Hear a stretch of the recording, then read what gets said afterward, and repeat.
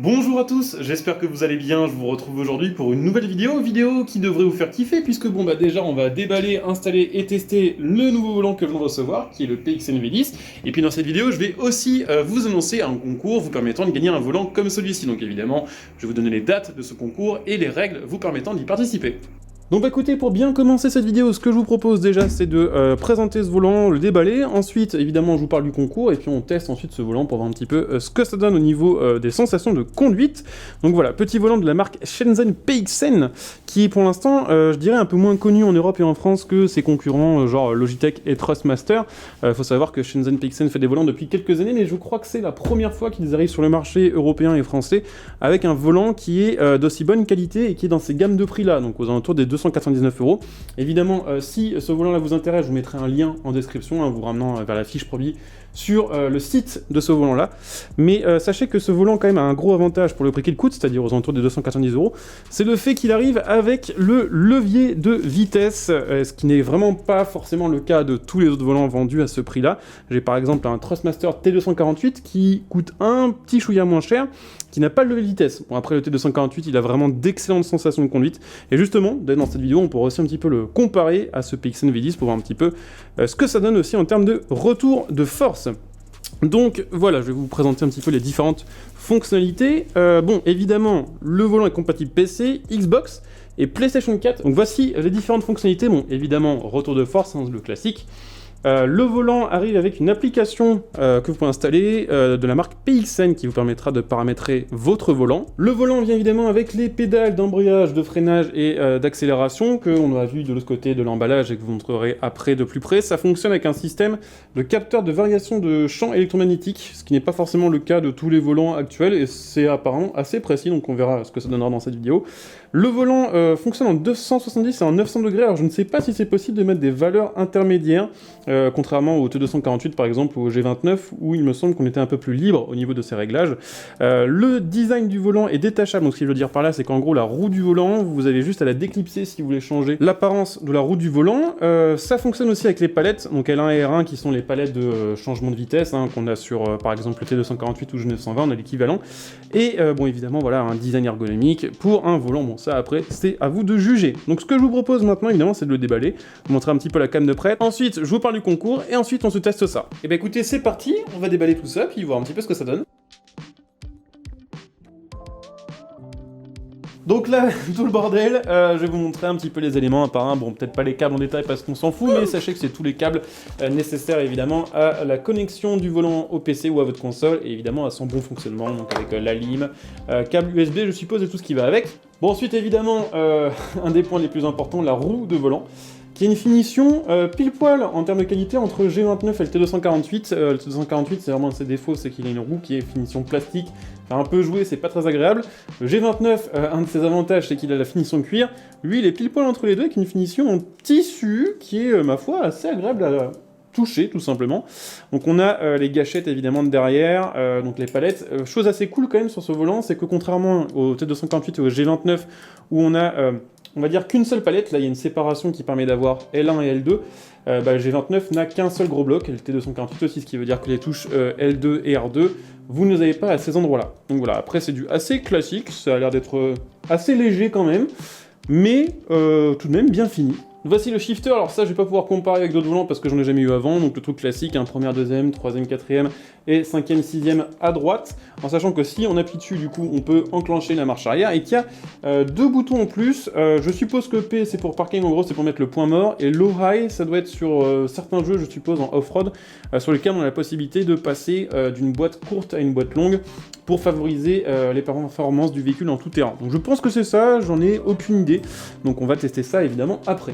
Après au niveau des matériaux c'est du plastoc et de l'alu brossé, donc ça c'est quand même plutôt stylé. Après il y a quand même un feeling on va dire assez léger, et je ne sais pas ce que ça va donner sur le long terme. Voilà, j'ai jamais eu de shifter donc je peux pas trop comparer avec les qualités d'autres, mais c'est vrai que là ça a l'air d'être peut-être un peu fragilos, notamment quand on est comme moi et qu'on a un peu un gros bourrin, mais on verra. Bon alors ça pour ceux qui se demandent ce que c'est le cœur du volant, c'est là que tout va se passer et que tout va se calculer, donc avec la petite fiche permettant de brancher les pédales, le bouton permettant de passer de 900 degrés à 270, ce qui me fait croire que ça se passe pas au niveau du logiciel comme ça peut être le cas sur d'autres volants, donc ça je sais pas trop à quoi ça sert, c'est pour le shifter.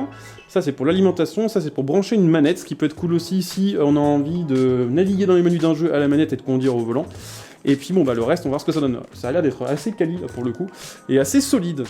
Et donc voici les pédales, donc accélérateur, frein et embrayage évidemment, avec le petit code couleur derrière qui est plutôt assez stylé. C'est des belles pédales. Là au niveau des matériaux, bon ça a l'air d'être de l'alu brossé pour les pédales, par contre ça c'est pas de l'alu, hein. Ça c'est vraiment du plastique peint couleur alu. Donc à voir comment ça dure dans le temps, c'est vrai que c'est assez light là aussi. Mais ça veut rien dire, maintenant on fait des choses, on va dire, un peu light qui sont quand même très quali.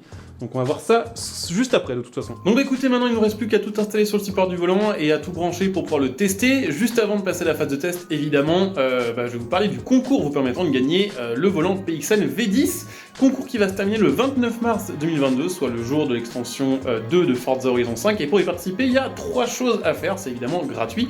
Première chose, il faut être abonné à ma chaîne principale et à ma chaîne secondaire, que vous trouverez sous cette vidéo en description et en top commentaire. Deuxième chose, il faut suivre la marque Shenzhen PXN sur les réseaux, je vous mettrai leur Instagram et leur Twitter, hein. Il vous suffit de suivre l'une de ces 2 pages au choix. Et puis troisième chose à faire, il faut me contacter sur l'un des réseaux sociaux, donc soit Twitter, soit Twitch, soit Facebook, pour me donner tout simplement le pseudo que vous souhaitez utiliser pour ce concours, pour que lorsque je vous tire au sort, vous reconnaissiez et que je puisse ensuite vous contacter. Sachez que comme d'habitude pour ces concours-là, si vous êtes sub sur la chaîne Twitch ou membre soutien YouTube, ou Prime évidemment sur la chaîne Twitch, vous avez un deuxième ticket voilà, pour participer à ce concours, donc vous avez une petite chance en plus. Écoutez, la bonne nouvelle c'est que je suis déjà prêt à tester le volant, parce qu'il n'y a pas besoin en fait de support volant pour installer ce volant-là, puisqu'en fait il vient avec des petites pinces que vous allez pouvoir serrer, qui vont du coup pouvoir s'adapter sur votre bureau ou sur votre table, et ça c'est très très cool. Donc pareil, la clé est fournie pour pouvoir serrer tout ça, et les vis aussi, si jamais vous l'installez sur un support. Donc c'est pareil pour le shifter qui se branche avec un câble, c'est assez simple aussi. Et dessous il y a une petite vis, pareil, que vous allez pouvoir du coup adapter selon le bureau ou la table que vous avez. Et puis évidemment les pédales. Donc là pareil, vu qu'il y a des antidérapants dessous et que j'ai un tapis, pas besoin de support si on n'est pas trop bourrin. Et puis, autre bonne nouvelle, ça c'est du bonus, mais ça fait quand même plaisir, il y a un petit peu de râpe de câbles, notamment pour pouvoir connecter une manette, si je dis pas de bêtises, et des câbles de rechange, il me semble que ça c'est pareil, hein, c'est un câble pour le shifter. Donc voilà, quelques petits câbles bonus, quelques spare parts, ce qui est quand même plutôt appréciable. Donc si vous avez ce volant que vous le connectez à votre Forza Horizon 5 et qu'il ne se passe rien, ne paniquez pas, c'est simplement qu'il faut binder les touches. Une fois que ce sera fait, ça fonctionnera comme sur des roulettes, comme c'est le cas ici. Donc on est exactement sur les mêmes paramètres au niveau du jeu que ceux que j'utilise avec mon T248, ce qui va me permettre de vous faire un petit comparatif au niveau des sensations de jeu. Première petite chose quand même qui m'a sauté directement aux yeux, ou plutôt aux pieds, si on peut dire ça comme ça. Je trouve que les pédales sont quand même particulièrement light, légères, ce qui est autant un avantage qu'un inconvénient. L'avantage c'est que vu que c'est ultra léger, il faut être ultra précis. Par contre, c'est vrai que si vous êtes habitué à, on va dire, un feeling un peu plus costaud comme celui d'un G29 ou d'un T248, vous avez un peu l'impression d'appuyer dans du chewing-gum. Après, ça dépend aussi de vos habitudes et de la voiture que vous conduisez en vrai, forcément. Mais c'est vrai que le feeling des pédales me paraît très léger, ce qui est cool pour la précision. Mais ce qui parfois peut perdre un petit peu aussi, hein, encore une fois, selon vos habitudes de jeu. Et en vrai, ça a l'air d'être un peu pareil pour le volant. Je dirais que le retour de force m'a l'air d'être un peu moins puissant que celui d'un T248. En même temps, le T248 pour son prix, il a vraiment, on va dire, un excellent retour de force, un excellent feedback.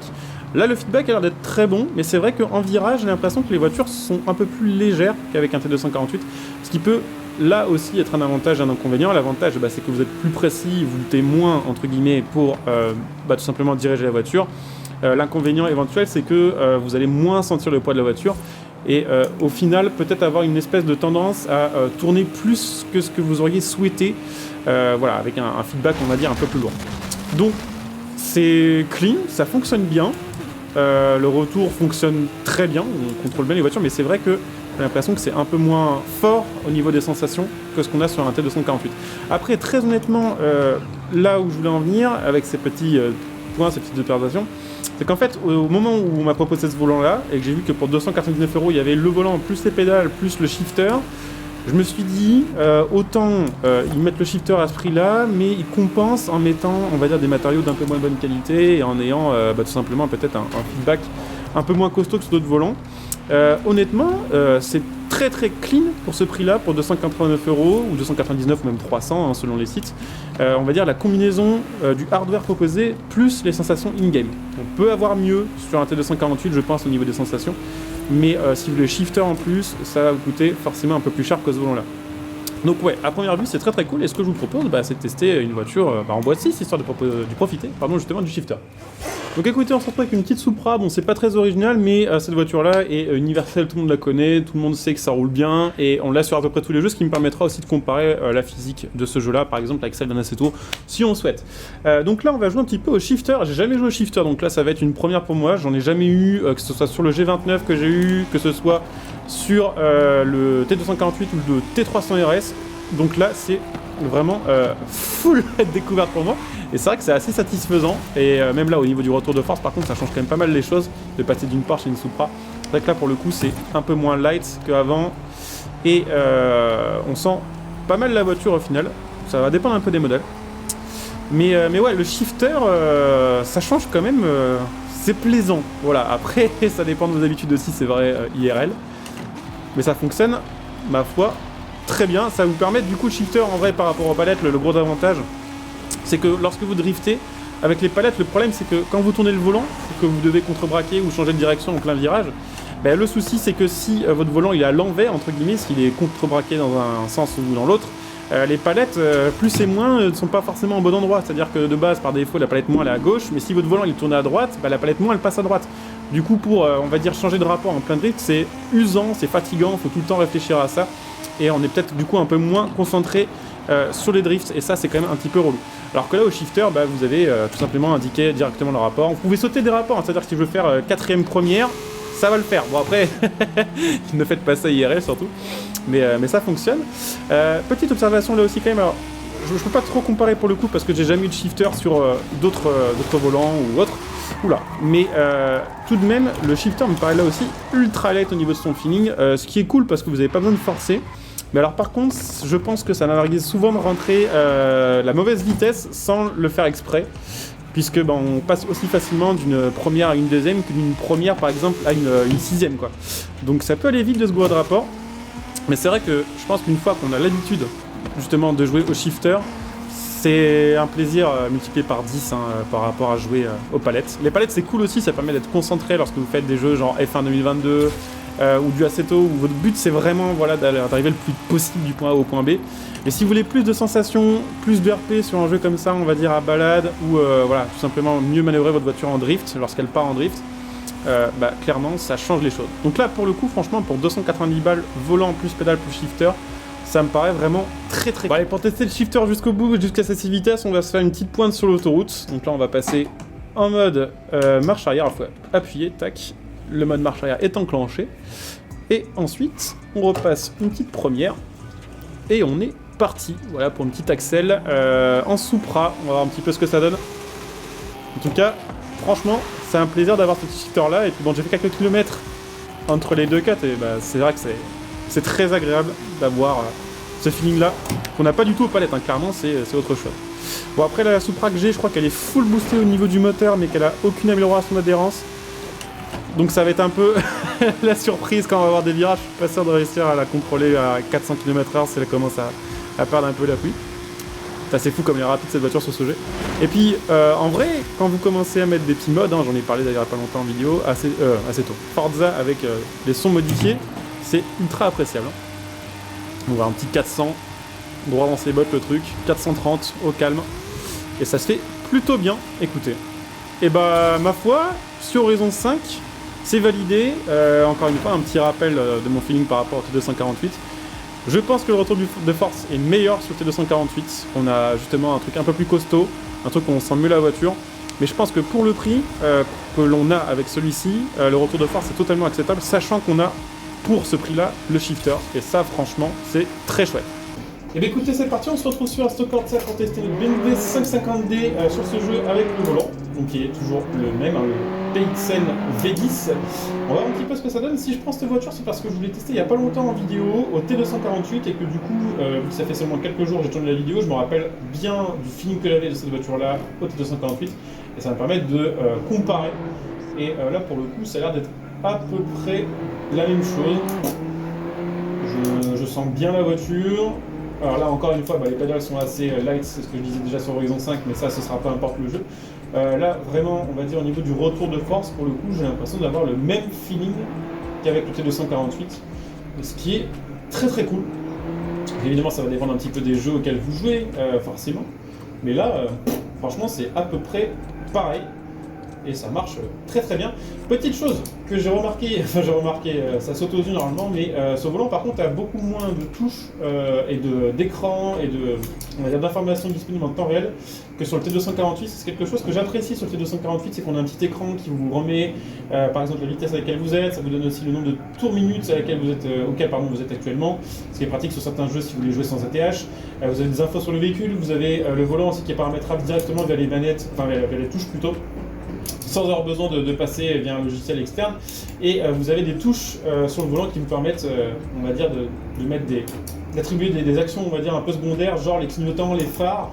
Et là, sur celui-ci, il n'y a pas tout ça. Donc certes, on a le L2, R2 derrière, qui peut être pratique. Et pour les clignots, ça peut le faire, très honnêtement.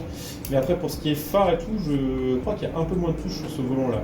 Donc après, chacun va midi à sa porte. C'est vrai que là, pour le coup, pour le prix, encore une fois, vu l'hardware qu'on a, ça me paraît complètement cool. Même si, voilà, comparé à un T248, peut-être que le retour de force est un peu moins bon et qu'on a un peu moins de touches et d'informations sur le volant et de réglages en temps réel. Mais après, au niveau du feeling de la voiture, voilà, franchement, c'est très très proche en tout cas de ce que j'avais au T248. C'est pas le même volant, donc c'est pas pile poil la même chose, mais c'est pas moins bien ni mieux côté T248, donc ça c'est une très bonne nouvelle, je dirais. On va se faire encore quelques petits kilomètres pour voir si mon avis change. Mais on sent bien la voiture, il n'y a rien de plus à dire sur un jeu comme Stock Corsa. De toute façon, on va dire le gameplay est assez simple, réaliste mais simple. Donc si ça fonctionne bien au premier virage, il n'y a pas de raison que ça fonctionne moins bien sur les kilomètres suivants. Donc on sent bien la voiture et le retour de force est, ma foi, appréciable sur un jeu comme celui-ci. Oula, c'était un peu serré. Donc, écoutez, sur Horizon 5, c'est validé. Sur Assetto Corsa, c'est validé. On va passer maintenant à la partie avis sur ce PXN VX, que je rappelle, vous pouvez tenter de gagner via le tirage au sort que je vous ai annoncé au début de cette vidéo. On va débriefer ce volant en parlant de 5 points différents déjà, donc le visuel et les qualités esthétiques et le confort global avec ce volant, la qualité de fabrication, ensuite évidemment les fonctionnalités, le retour de force, et puis on terminera par une espèce de débrief global, rapport qualité-prix et à qui s'adresse ce volant. Donc déjà, je voulais commencer par parler un petit peu de l'aspect esthétique. On est vraiment pile poil en fait entre un G29 et un T248 qui sont à peu près dans la même gamme de prix, dans la même gamme de volants.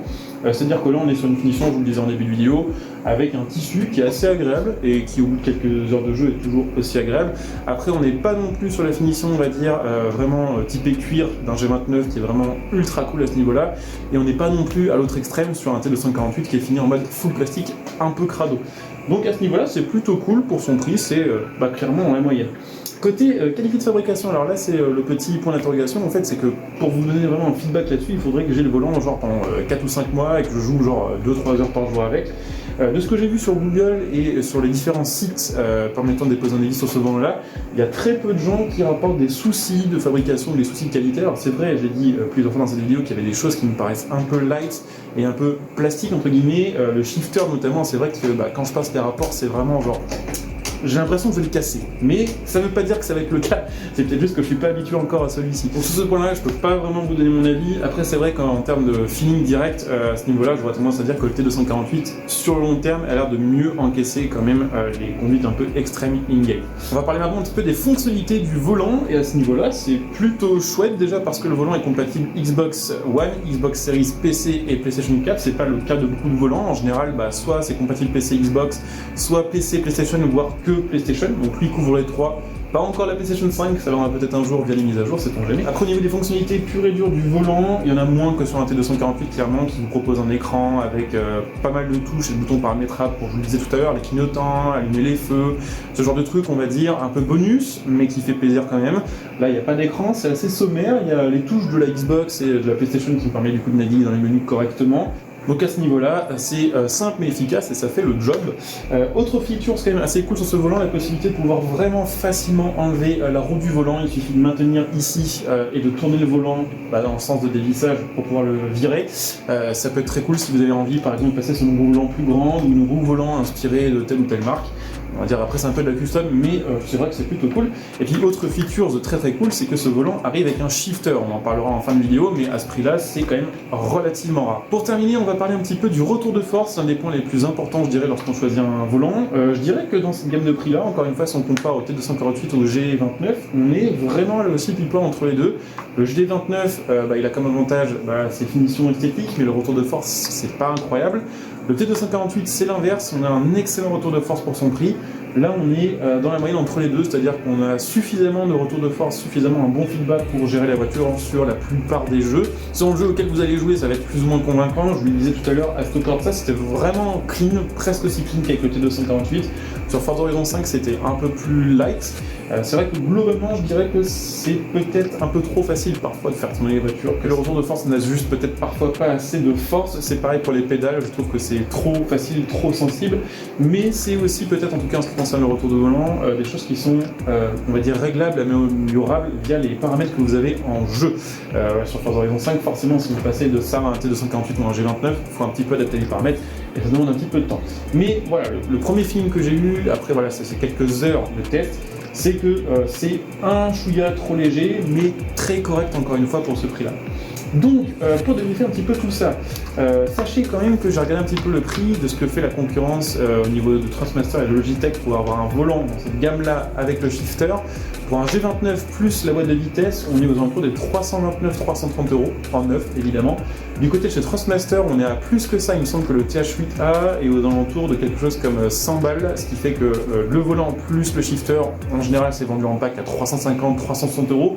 Donc voilà, G29 ou T248, on est entre 30 ou 70 € de plus que ce volant-là. Et pour ce prix-là, clairement, volant avec le retour de force qu'il a, plus les pédales, plus le shifter, c'est imbattable. Donc si vous cherchez quelque chose de complet, de polyvalent pour vous permettre de bien commencer sur la plupart des jeux de course auxquels vous jouez ces derniers temps, ça peut être vraiment une très très bonne base, puisque ça vous permettra de profiter du gameplay volant, que ce soit en course on va dire normale avec les palettes, sur un jeu type F1 ou Aston Corsa, ou après de profiter du shifter pour tout ce qui va être plutôt rallye ou tout ce qui va être glisse ou drift, et ça c'est très très cool, et encore une fois, tous les volants pour ce prix-là ne proposent pas autant de features en termes de hardware. Donc voilà, j'espère que cette petite vidéo de review, de test et unboxing du PXN V10 vous a plu. N'hésitez pas à participer au concours, pensez évidemment comme d'habitude à vous abonner, à laisser un petit like, tout simplement pour soutenir la chaîne. N'hésitez pas à utiliser mes liens de soutien évidemment pour soutenir la chaîne gratuitement et profiter de nos petits bonus.